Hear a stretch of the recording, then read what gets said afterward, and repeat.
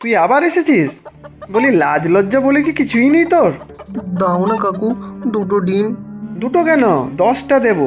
যা আগে টাকা নিয়ে আয়। সকালেই তো বললাম। টাকা থাকলে কি আর তোমাকে বলতাম নাকি? টাকা নেই যখন তখন এত ডিম খাওয়ার শখ কেন? দাও না গো কাকু। আচ্ছা দুটো নয়, একটাই দাও।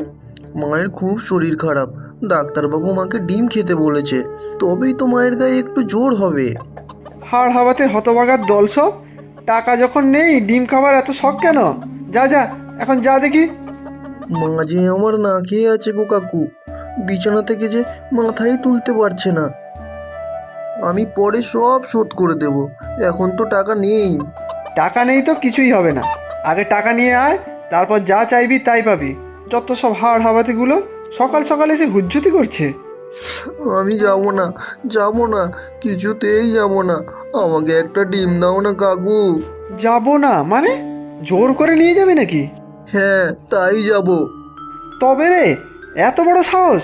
আমার দোকানের জিনিস হাতিয়ে নেওয়ার মতলব? এই,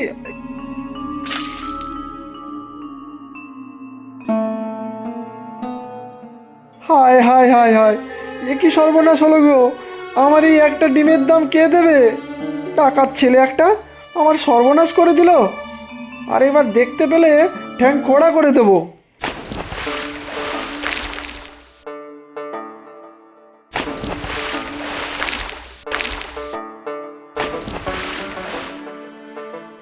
ভালো করে খাবার দাও গো দাদু ভাই, দেখবে কেমন বড় বড় মাছ হয়।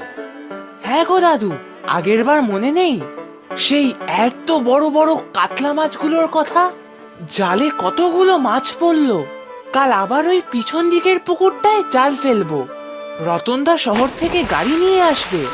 সত্যি দাদু ভাই, একা হাতে সব সামলাচ্ছ।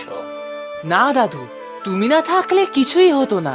তুমি পাশে দাঁড়ালে বলেই না আমি আমার স্বপ্ন পূরণ করতে পারলাম। তোমাদের সব স্বপ্ন পূরণ হোক। জবাও পড়াশুনো করে জীবনে এগোক। জবা তো খুব খুশি, শহরে পড়তে যাবে। মাও আর কোনো আপত্তি করেনি।